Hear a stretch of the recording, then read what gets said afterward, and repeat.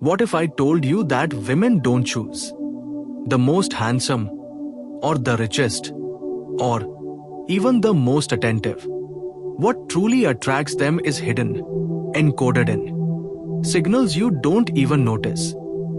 Machiavelli didn't talk about love, but she did understand power, perception, and the silent play of desire.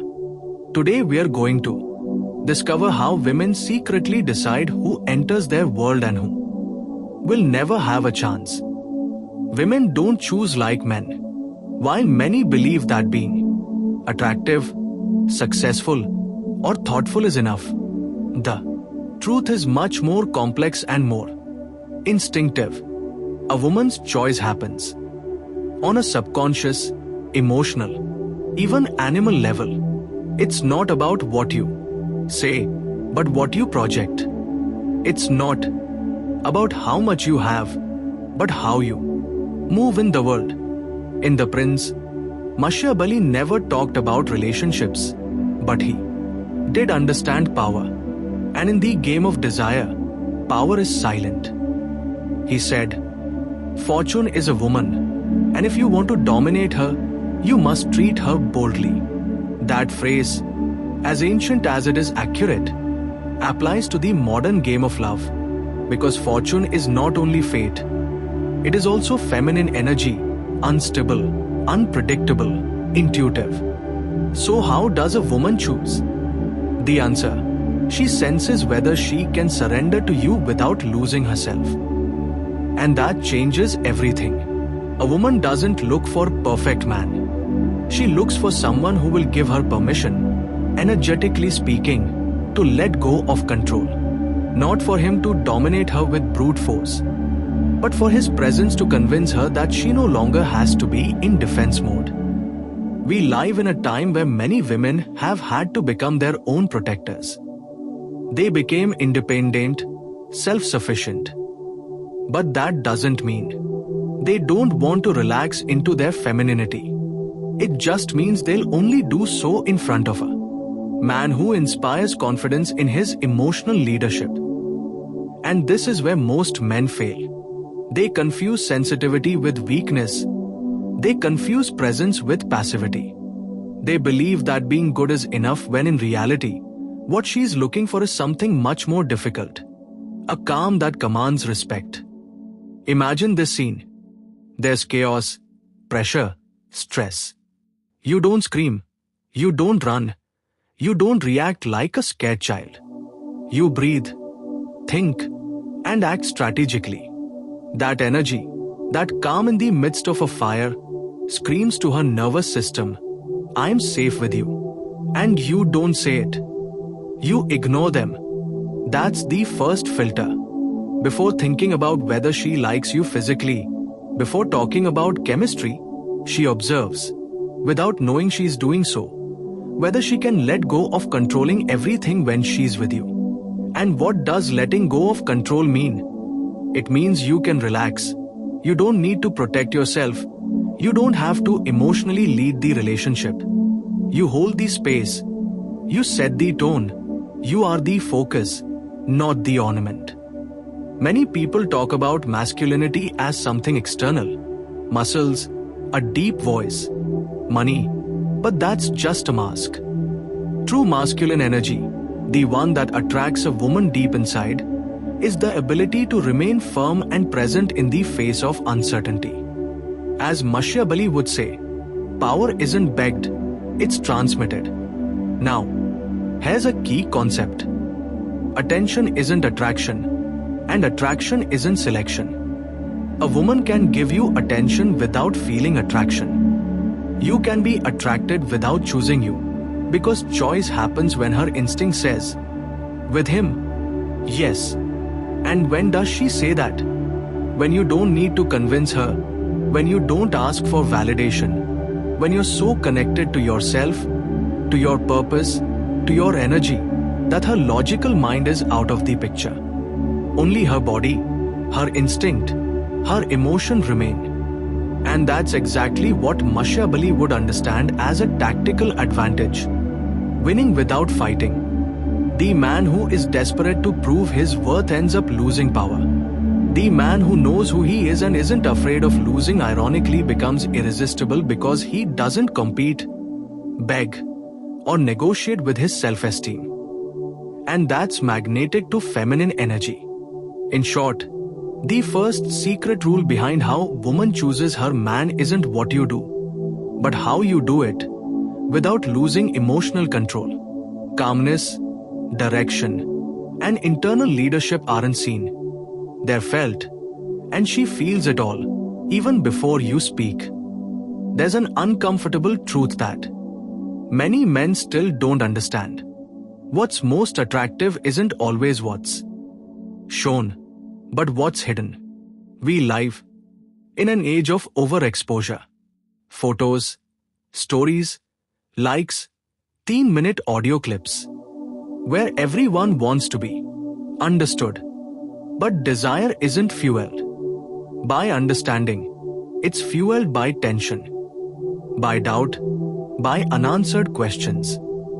And women, even without consciously knowing it, choose based on this. He intrigues me, or I've already figured it out. A completely transparent man may seem trustworthy, but he's rarely attractive in the long term. Why? Because desire needs room to move. And when someone gives their all from the start, leaving nothing to the imagination, the game is on you. Finish before you begin. Predictability kills excitement. Machiavelli said, men, in general, judge more with their eyes than with their hands. Because seeing belongs to everyone, but touching belongs to a few. Modern translation: what you let slip is more powerful than what you give away completely. Many times, out of anxiety or wanting to win over women, men end up revealing everything too soon. Their history, their traumas, their intentions, their emotions, their admiration, their plans, their need. And what began as a spark goes out like a misused match. Mystery isn't about playing hard to get. It's not about being evasive or manipulative. It's about understanding that feminine desire needs to explore, needs to discover you, needs to win over parts of you that aren't for everyone. This is where a key principle comes in. Don't sell yourself short. Have her investigate you. Don't be the product being advertised loudly. Be the rare book on the high shelf. The one that not everyone can find. The one that not everyone understands. Make her want to know more, not make her feel like she already knows everything. One of the most effective ways to keep that tension alive is through emotional restraint. This means not over-explaining, not justifying yourself, not saying more than necessary. When she throws a personal question at you, you can respond with a smile, an ambiguous story, or simply with a "I'll tell you about that another day." In her emotional world, that isn't rejection, it's provocation, it's play, it's uncharted territory. And be careful, this doesn't mean coldness. You can be warm, present, charismatic, without being an open book. The mistake is confusing emotional access with a lack of boundaries. Granting selective access is part of the silent power that Machiavelli so valued. The ability to control perception without seeming to control it. Now, something very important. A man who exposes himself completely from the start not only loses mystery, he loses value. Why? Because he conveys need. And need, in energetic terms, is lack. Lack screams, I need you to accept me because I haven't accepted myself yet. On the other hand, a man who knows his worth doesn't rush to show it. He lets himself be discovered. And that makes him fascinating. Think of the most enigmatic characters in movies, books, or even history. They weren't the ones who spoke the most. They were the ones who said just the right amount. The ones with a dark past, a gaze that was difficult to read, an energy that said, "There's more here than what you're seeing." That's what keeps a woman's attention alive. The feeling that she hasn't completely captured you yet. That every day there's something more to learn. That with you, history isn't linear, it's unpredictable. And this is where most people fail. They want to speed up the process, conquer quickly, secure their spot. But they don't understand that true conquest isn't immediate. It's progressive, and that, just like in Machiavellian politics, subtle control, the kind that goes unnoticed, is the most effective. In short, if you want a woman to choose you, don't give her everything in the first act. Leave clues, create attention, allow the mystery to do its work. Because desire isn't born from excess information, but from the art of what you keep quiet. There's an invisible force that changes any man's perception of value. No matter how much you deny it, how much you try to convince yourself that it doesn't matter, because it does. It's called social proof. And in the game of female attraction, it's one of the most powerful filters. A woman may be undecided about you. Maybe she likes you, maybe she doesn't. But all it takes is for other women to desire you or for other men to respect you. And her perception changes immediately, not because it's superficial, but because it's been coded for thousands of years to follow environmental cues and detect true masculine value. Machiavellian said, "Men should be judged by results, not intentions." And in this context, the most visible result of your worth is how the world reacts to you. A woman who sees how others follow you, how people listen to you, how your actions generate respect. She doesn't have to imagine whether you are worthy. She's already seeing it. And her instinct doesn't need logical proof. It only needs signs. Social respect is one of those signs. The desire of other women is one of those signs, too. This is known as externally validated worth. That is, you're not saying, "Look at me, I'm valuable." Others are saying it for you with their actions. And that weighs more than any words. This is where a powerful concept comes in. Silent power. It's not the one who shouts. It's not the one who boasts. It's the one that's noticeable without you having to speak. It's the man who walks into a room and commands attention without a man who seeks her, who moves with purpose, who doesn't need to impress because he's already focused on building something bigger than himself. That kind of man doesn't need to convince a woman. She chooses him because she sees that others have already chosen him. And we're not just talking about women, we are talking about respect. Sculino, too, because a man who has the respect of his peers, of leaders, of his community, projects authority. And authority isn't aggressive, it's magnetic. Now, here comes common mistake. Many men believe that having social proof is synonymous with dating lots of women or showing off status on social media. No, that's theater, not power. Real social proof is built through visible purpose. When a woman sees that you have direction, that people trust you, that you have influence in your environment, that your name carries weight, her brain automatically registers. This man has already been validated by the group. It's a safe bet. And here comes something brutal. Sometimes it doesn't matter that you are objectively better than another man. If the other has more social validation, he has an advantage. Because in the female mind, the emotional risk is reduced. When there is social proof, this isn't manipulation, it's biology. Women have evolved to seek signs of stability, power, and leadership. And in a world where words are superfluous, the signals others send about you are worth more than your self-description. So how do you build that authentic social proof? Focus on your purpose. Your mission is your greatest source of power. Don't put a woman at the center of your world. Focus on building something that makes you respectable. Respect comes as a consequence. Surround yourself with valuable people. If you're surrounded by mediocre people, your perception goes down. But if you surround yourself with people who inspire, who grow, who challenge you, your perceived value automatically rises. Be visible, but selective.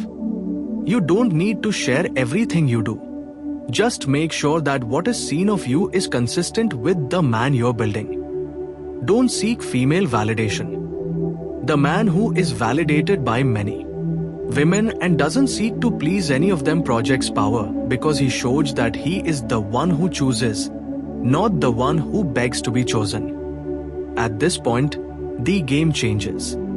You no longer compete with other men for attention. Now you are the standard against which others will be measured.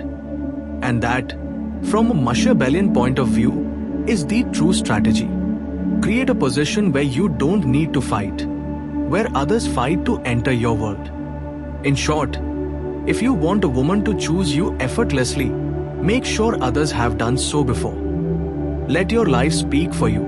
Let your purpose be seen. Let your environment reflect who you are. And when she sees that, her instinct will do the rest. One of the most common mistakes men make today is letting a woman lead the emotional field of the relationship. And when that happens, she loses respect. She may still love you. She may still admire you in some areas. But if you don't set the emotional pace, she doesn't follow you. She drags you along. Machiavelli understood something key about leadership. He who doesn't know how to govern himself will never govern others. In love, this means that if you don't know how to manage your emotions, she will never trust your guidance. And this is where the power changes hands. Women, by nature, are emotionally intense, not because they are weak, but because they are deeply perceptive. They pick up on signals, tones, hidden intentions. They are biologically designed to scan every gesture. And when they detect that a man is being carried away by his emotions like a leaf in the wind, something inside them snaps. They don't reason it out, they feel it. And when they feel it, they stop surrendering emotionally to him. What does it mean to lead emotionally? It's not about controlling. It's not about manipulating. It's about being the stable emotional axis in the midst of chaos. Imagine there's tension, that she's upset, insecure, anxious. The average man tries to fix the situation, apologizes before understanding, tries to calm her down to feel comfortable, not to contain her. But the man who leads emotionally doesn't react, he sustains. He remains present, firm, without falling into the emotional game that she herself is unwittingly trying to play. Because yes, women often unconsciously test a man to see if he can withstand her most intense energy. And if he falls, if he justifies himself, if he desperately tries to regain his balance, she understands. This is not the man who can contain me. Machiavelli would say that a prince cannot appear weak in public because the people wouldn't follow him. In the intimacy of a relationship, the same thing happens. If you break down every time there is an emotional crisis, she loses the desire to follow you. Leading emotionally doesn't mean being cold. It means being imperturbable when everyone else is reacting. It means having the power to set the emotional tone with your presence. When you walk into a room and your energy conveys direction, clarity, and calm, she lets her guard down. When you don't need her approval, but are connected to your values, she feels she can trust. When you don't fall into the trap of reacting to her drama, but instead navigate it with composure, she will. An entity that can finally rest in your energy. That rest is what many women don't find today. And that's why they become cold, bossy, overbearing, not because they want to be, but because they can't find a man who can lead them emotionally. Here comes a brutal truth. She's not going to ask you for it.